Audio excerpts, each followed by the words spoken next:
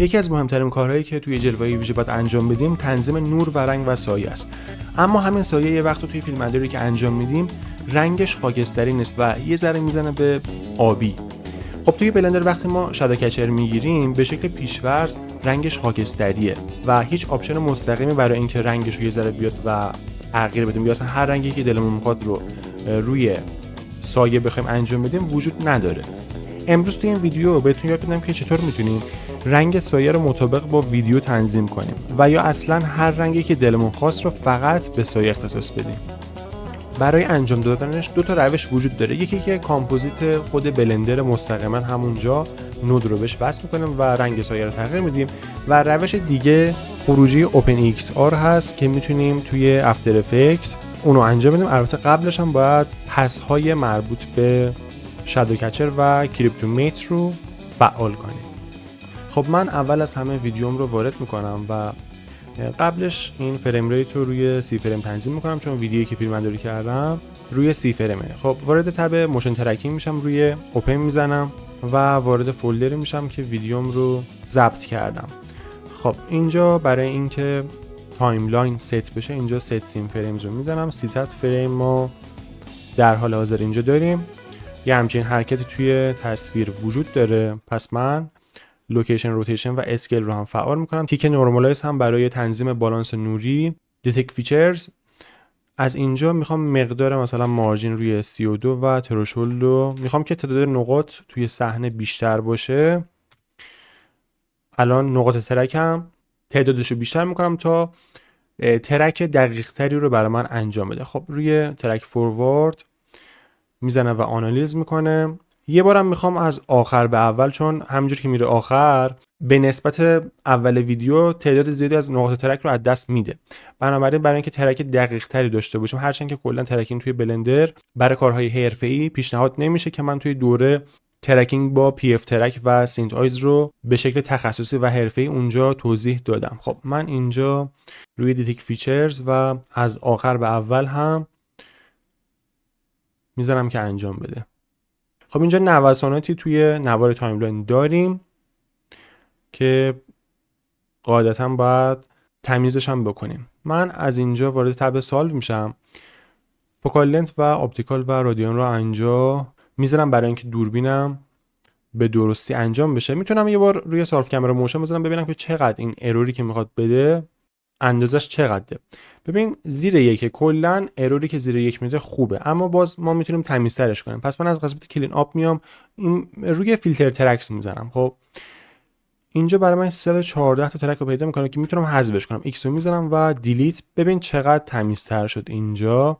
حالا اگه روی سالف کامera موشن بزنم برای ما 0.18 که بسیار عالیه. خب حالا من میام پایینتر، ستاپ ترکینگ سین رو از اینجا میزنم و برای من یه پریویو میاره، ولی خب تنظیم نیستش. برای اینکه من بیام و زمین رو بهش معرفی کنم فلور، ببین به شکل مثلثی یه 3 تا نقطه رو میتونم از اینجا انتخاب کنم که شکل مثلثی داره. خب روی فلور میزنم و یه نقطه رو میتونم به عنوان ست اورجین هم در نظر بگیرم. یه خورده فاصلش دورتر هم میشه خوبه، هرچند که میتونم ست اسکیل هم، یعنی فاصله و این دیستنسی که اینجا وجود داره براش انجام بدم، ولی خب نیازی نیستش. الان وقتی زمین رو براش شناسایی کردیم دیگه این مکعب و پلن دقیقا روی نقاطی که اینجا تشخیص داده روی نقاط قرار داره و دیگه لیز نمیخوره. خب برای اینکه این رو بهتر ببینیم بذار البته وارد اینی که تب بشم، اینو از نمای دوربین ببینیم. توی تنظیمات مربوط به رندر ما وقتی برای VFX یعنی همون جلوه ویژه میخوایم تنظیمات خروجی رو انجام بدیم، حتما روی بچه‌ها سایکل و جی پی یو، اینجا هم دینویز روی اپتیکس و اینا رو ما باید تنظیم کنیم. خب ببین من اگر روی رندر برم این رو به شکل سیاه در میاره که تیک ترانسپرنت رو از قسمت فیلم باید بزنید و ترانسپرنت گلاس هم که برای جاهایی که اگه شیشه‌ای باشه، متریال شیشه‌ای داشته باشیم که بخواد پشت اون رو هم نشون بده به شکل ترانسپرنت، این رو هم فعالش می‌کنیم. خب در حال حاضر ما هیچ نوری توی صحنه نداریم. از این یکی تب من میتونم این مکعب رو ببینم. البته بذار یه دونه مانکی بیاریم. برای تست. اینو یه خورده من کوچیک‌تر میکنم و ببین این دوربین منه، همین نزدیکای دوربین قرار داشته باشه. خب یه لوکال بزنیم، این بیاد بشینه روی زمین.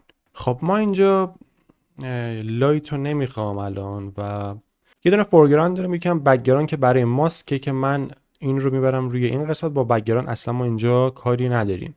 و توی تنظیمات مربوط به دوربین من بکگراند ایمیج میام اوپاسیتی رو هم زیاد میکنم که تصویر بر من شفافیتش بالاتر بره. خب هوا اینجا آفتابیه، پس من از قسمت ورد میام اسکای تکسچر رو بهش میدم که آب و هوای آفتابی رو بهمون بده و باید تنظیم بشه. مقدار شدتش به نظرم اینا رو روی 600 بیاریم خوبه، چون ببین اینو هر چقدر بالاتر ببری خب این کنتراست نوری و برایتنسش خب خیلی میره بالا.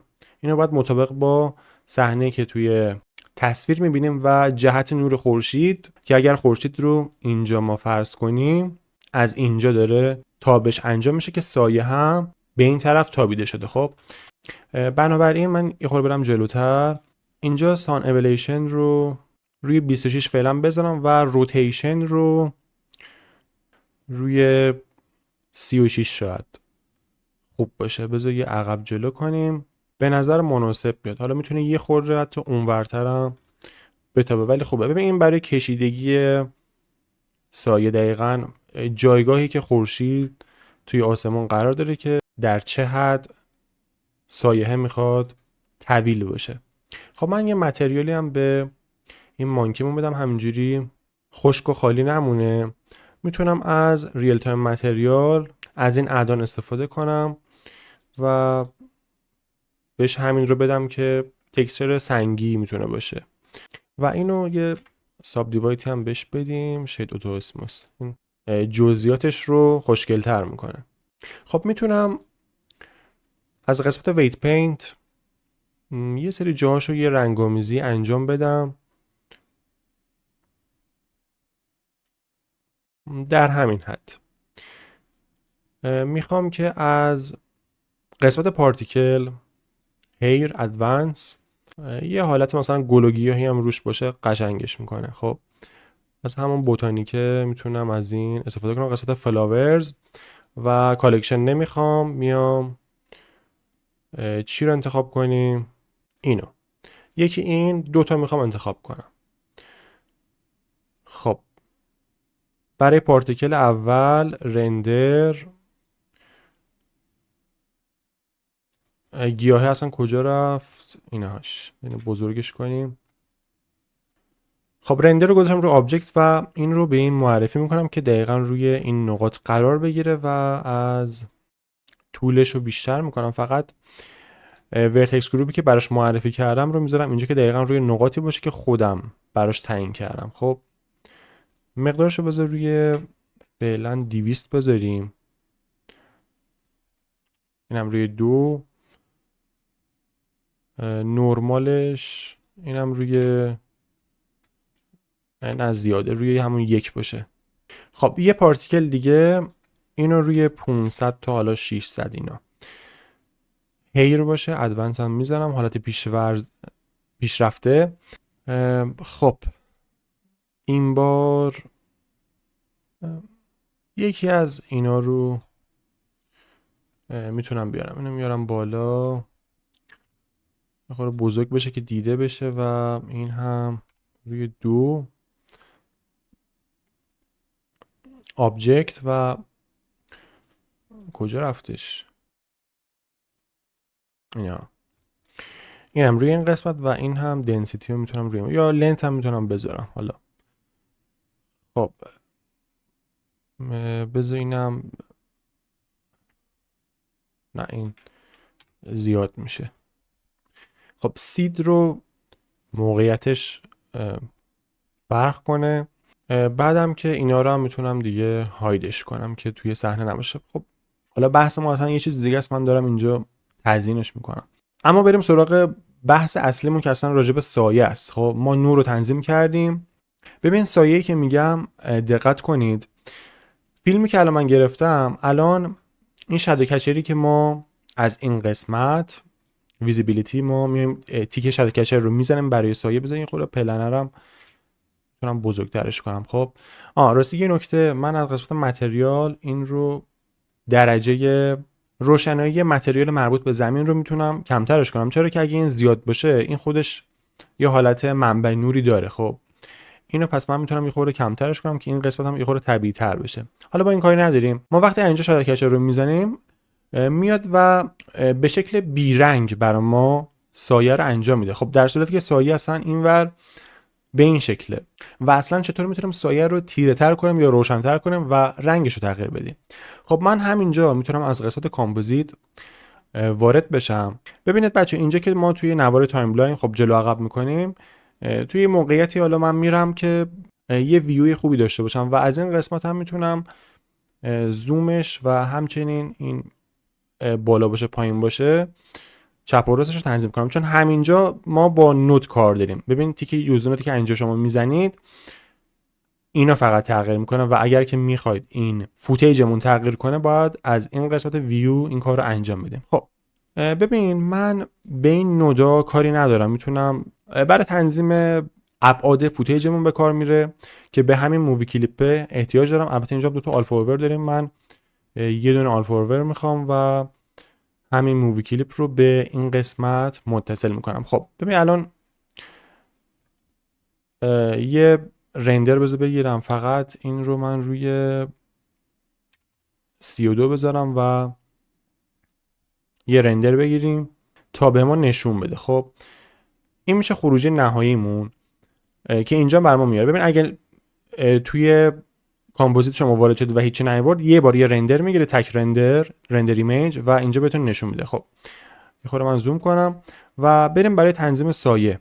ما یه دونه نود مربوط به مووی کلیپ رو داریم که فقط مربوط بشه به فیلم برداری، این فیلم برداری که من انجام دادم با موبایل. خب و این قسمت رندر لیر این مربوط بشه به هر آنچه که مدل سه‌بعدی توی صحنم وجود داره، حالا به اضافه پلن و سایه‌ای که روی زمین هست. خب آلفا اوور میاد جفتش رو به قول معروف میکس میکنه و به کامپوزیت میده، یعنی خروجی کار و یه نود ویور هم که اینجا داریم، یعنی جایی که ما بخوایم این رو ببینیم. اگه من اینو قطع کنم دیگه من هیچ رو نمیبینم. خب در صورتی که اگه رندر بگیرم خروجی انجام میشه چون کامپوزیت هنوز بهش وصله. اما خب ما یه دونه ویور میاریم که اینجا به ایمیج وصل میکنیم تا ببینیم که داریم چیکار میکنیم. خب این از توضیح نودا. و من برای اینکه فقط روی سایه بخوام کنترل داشته باشم میام اینجا کالر بالانس رو سرچ میکنم و وارد میکنم. ببین ما یه دونه آلفا رو میتونیم به بک وصل کنیم و این رو به ایمیج و این رو هم به این قسمت من متصلش میکنم. این کالر بالانسی که اینجا وجود داره دقیقا خب مشخصه دیگه، بالانس رنگ. خب سه حالت داره که من روی همین لیفت گاما گین هستم که به نظرم این قسمت خوبه. ببین حالا من تغییرات رو انجام میدم، دقت کن ببین اینجا رو تغییرات داره انجام میشه. خب و حتی میتونم رنگش رو بذاری خود بیام اینورتر شما هم ببینید، رنگش رو دقیقا میتونم از همینجا تغییر بدم. میزان روشن شدن و تیره شدنش این قسمت هم همینطور مربوط میشه به گاما و این قسمت گین هم اینجا داریم. خب من اگر بخوام رنگ دقیق اینجا رو داشته باشم خب خیلی راحت روی این قطعه چکونه میذارم و این قسمت رو انتخاب میکنم. خب بعد بیایم اینجا رو تنظیم کنیم که دقیقاً این رنگ رو بهش بگیره. خب ببین گاما رو من میبرم بالا، میبینی خیلی نزدیکتر شد و این قسمت هم اگه یه خورده روشن‌ترش کنم باید با چند تا قسمتش کار کنیم. خب میبینی داره رنگ این قسمت رو میگیره، اینجا هم همینطور و اینجوری ما میتونیم کنترل روی سایه رو داشته باشیم که دقیقاً رنگ طبیعی فیلمبرداری که انجام دادیم رو روی آبجکت داشته باشیم. حالتهای دیگه هم اینجا وجود داره، اینا رو هم باز میتونید تست کنید، انجام بدید و اینا رو هم میتونید بررسی کنید که من حالا همین حالت گاما گین رو بهتون گفتم. خب این روش تنظیم نور و رنگ سایه. روش دوم تنظیم پسز است یا همون رندر پس که ما باید برای فعال کردنش از قسمت ویو لیر که آیکون چند تا عکس که رو هم دیگه سوار هستن میام پایین، تیک شادو کچر رو از اینجا میزنم. این قسمت لیستی از پسز ها وجود داره که میتونیم کنترل مستقیم روی لایه ها رو داشته باشیم توی قسمت کامپوزیت. الان به محض اینکه اینجا من تیک شادو کچر رو زدم، برای من شادو کچر رو نودش رو آورده. خب من این رو حذف میکنم و بذار اینو یه خورده نزدیکتر کنم که شما ببینید که چی به چی وصل میشه. میام میکس کالر رو سرچ میکنم و روی مولتیپلای میذارم. اینجا شادو کچر رو به B و ایمیج رو به A، ریزالت نتیجه رو به آلفا اوور. بچه یه رندر ایمیج همیشه بگیرید که آپدیت بشه. خب الان من یه تک رندر گرفتم. ببین اینو که ما وصل میکنیم، دقت کنید به نودا، شادو کچر رو که به B وصل میکنم، ببین این دقیقاً کنترل مستقیم الان کامل سایه حذف میشه و کامل دیگه وارد میشه که این قسمت رو من میتونم کنترل مستقیم داشته باشم. از این قسمت میتونم ببینم. یه نکته دیگه که وجود داره، من اینجا بذار روی رندر بریم. اگر که بیام زمینم رو متالیکش رو بالا ببرم و رافنس رو مثلا بذار کمش کنم، خب میخوایم که رنگ مربوط به یه حالت شیشه‌ای بهمون میده. رنگ مربوط به اینا رو من میخوام توی زمین داشته باشم. خب ما این کامپوزیتی که اینجا انجام دادیم، بذار یه رندر دیگه بگیریم که یه آپدیت بشه. الان ما تک رندر که بگیریم، خب این نود دقیقاً میاد همین کار میکنه. ببین به شکل معمولی این سایه رو به رنگ خاکستری در میاره. خب به این نکته دقت کنید. حتما باید بیاید و این شادو کچر رو فعال کنید که اینا رو، این نودا رو با هم دیگه وصل کنید و در نتیجه آلفا اوور رو بهش بدیم. حالا فرض بر این که اینجا زمین سنگین است و یه جایی هستش که مثلا یه زمینی آینه‌ای بخوای در نظر بگیری که بخواد دقیقاً بازتاب نوری مربوط به مدل سه‌بعدی رو بخوایم ازش در بیاریم، به طور معمولی پیشورز رنگ بیرنگی خاکستری سیاه سفیده.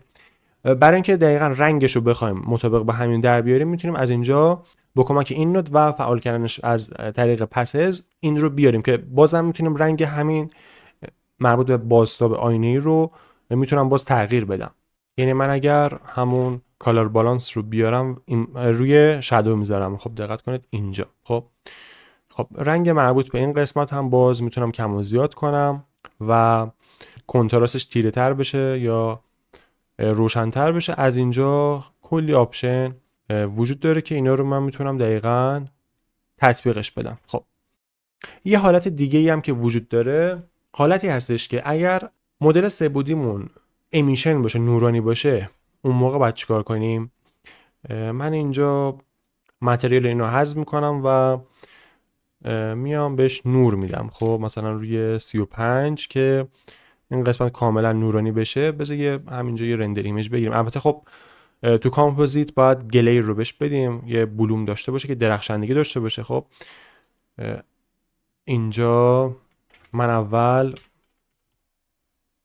اینو به این قسمت وصل میکنم و میبینیم که بلافاصله تغییرات رو دارم اینجا میبینم. خب برای سایه هم دقیقاً همین رو به شادو کچر میدم و این قسمت هم برای ما نورانی میشه، درخشنده میشه. خب و اینم روشی که ما توی VFX بخوایم یک جسم درخشنده داشته باشیم و نور بازتابش هم دقیقاً روی زمین قرار داشته باشه. خب اگه تا اینجا ویدیو خوشتون اومده، حتما بچه‌ها لایک و کامنت واسه من بذارید و اون زنگوله هم فعال کنید که من ویدیو جدید که بذارم براتون نوتیفیکیشن ارسال بشه. ادامه ماجرا زمانی هستش که ما کامپوزیت رو دیگه نخواهیم توی افتر افکت بلندر انجام بدیم و بخوایم که مستقیما توی افتر افکت انجام بدیم. خب اونجا هم مدیریت خیلی خوبی داره روی لایه ها. خب این هنوز روی این نورانی گیر کرده. من متریال رو دوباره برگردونم، کنترل زد زدم، بعد یه بار دیگه باید آپدیتش کنم. خب الان اوکی شد. خب الان سایه رو نشون نداد به خاطر اینه که ما اینجا شادو کچر رو آوردیم. خب الان من دوباره اینو بزنم برای ما اینو میاره، فقط پلنر رو من میخوام برش گردونم رو همون حالت عادی که وجود داشت. اگر به هر دلیلی نخوام که کامپوزیت رو توی بلندر انجام بدم، حال نمیکنم و با افتر افکت راحت ترم و خیلی هم خوب همین کارو میکنن، اما میخوام که به شکل لایه جدا کنترل داشته باشم روی پسزهای مختلف. یعنی من اینجا میخوام امبیت اوکلوژن و شادو کچر رو به شکل یک لایه جدا مدیریت کنم. خب تیک اینا رو خب حتما باید بزنید. خب کریپتومیت رو، آبجکت و متریال و اسست رو هم من فعال میکنم. ببین من اینا رو فعال کردم. این از این. و توی تنظیمات رندر اینا که اوکیه به این دست نمیزنم. توی اوتپوت یعنی اینجا از فریم 1 تا 300 اوکیه. میام اینجا ببین فرمت مهمه. فایل فرمت رو که به شکل پیشواز همیشه روی PNG و ما معمولاً با همین فرمت خروجی رو میگیریم، میذارمش روی OpenXR مولتی لایر. خب اینو دقت داشته باشید و حتما هم روی فول باشه. اینجا هم کالر منیجمنت هم میتونه روی فالوسیم باشه. یه خورده من اینو بیارمش این ورتر. همین که اگرم روی اوورراید میخواد بیارید، اینجا بر اساس فیلمبرداری که انجام میدید، حالا به شکلی میتونه لاگ باشه، به این نکته دقت داشته باشید. اینو دیگه خودتون با توجه به لنز و دوربینی که دارید میتونید مشخص کنید. حالا من با موبایل گرفتم همون حالت معمولش میتونم روی همون sRGB بذارم که دقیقاً با همین رنگ و لعابی که توی صحنه هست با همین بگیره. دقت کنید که بیخودی اینو تغییر ندید و اگر که با لنز به خصوصی شما نگرفتید که بخواد رنگش فرق داشته باشه، روی حالتی باشه که حالت معموله. خب این از این و میذارم روی همین و اینجا مشخص میکنم که کجا سیو بشه. مثلا یه دونه فولدر درست کردم که همین OpenXR، اینجا اکسپت رو میذارم که اونجا خروجی انجام بشه. این روش خیلی خوبه، فقط نکته که وجود داره خیلی سنگینه، یعنی حجمش خیلی میره بالا. مثلا همین 300 گیگ رو فکر میکنم 2-3 گیگ شاید هم 4-5 گیگ برام خروجی رو انجام بده. بعد طولانی تر رندرش نسبت به PNG قاعدتاً، چون چند تا لایر هم داریم خروجی رو ازش میگیریم. حالا من تا یه چند تا فریم میگیرم و نمیخوام که همش رو بگیرم. خب یه چند مثلا تا فریم 60 اینا رو میگیرم، چون یه خورم زمان میبره. توی رندر روی همین 32 داره خوبه. بعد دیگه میبرمش توی افتر افکت. من میذارم روی رندر انیمیشن که یه چیزی قبل از اینکه من این رو بذارم به این نکته هم دقت داشته باشید. من البته قبلا هم گفتم برای اینکه رندر سریعتری داشته باشید، مخصوصا در قسمت پرفورمنس، این تیک مربوط به فاینال رندر رو هم اینجا بزنید.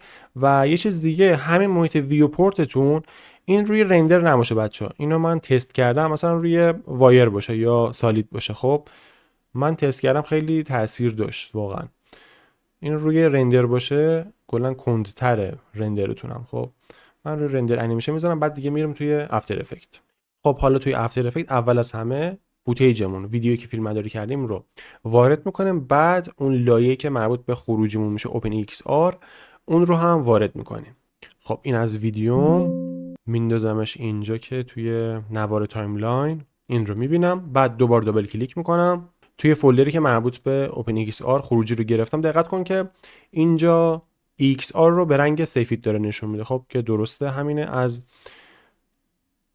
فریم 1 ما شروع میکنیم. خب من تا همین هول و هوش میبینی این تا همینجا رندر گرفتم. خب بیشتر رندر نگرفتم چون زمان بر بود.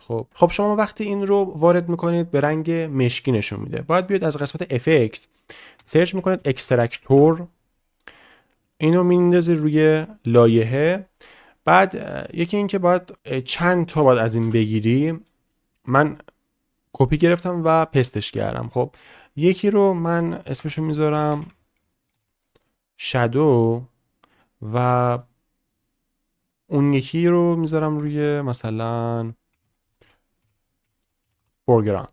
اینو من لازم هایت کنم. شادو رو از همین قسمت لایر گفتم لایه ها میام و اینجا نوشته شادو کچر، این رو میزنم. ببین اینجا برام میاره. خب مودش تغییر میدم به حالت مولتیپلای و میبینم که سایه برای من اینجا اعمال میشه. خب این از این. و برای خود مدل میایید اینجا فورگراند کامبایند رو میزنید. من این رو هایدش کرده بودم، الان آن هاید کردم. بیا به همین راحتی ما الان توی 2 تا لایه مختلف. حالا باز از اون قسمت رندر پس میتونید چیزای مختلفش هم بیارید. خب یه خورم باز کند میشه کلا، چون سنگینه نسبتاً اینجا هم کند میشه. خب ببین مثلا این هم از همون هیو سچوریشن میتونم بیارم، چیزای دیگه هم میتونم بیارم، مثلا روی شادو بزنم. خب اوکی. رنگ مربوط به سایه رو از اینجا میتونم تغییر بدم، این آب خوردن. و مثلا برای کنتراست و برایتنسش هم میتونم از این استفاده کنم. خب میتونه تیره تر بشه، روشن تر بشه و البته کروه هم خوب، اینم خوبه، این بهتر البته.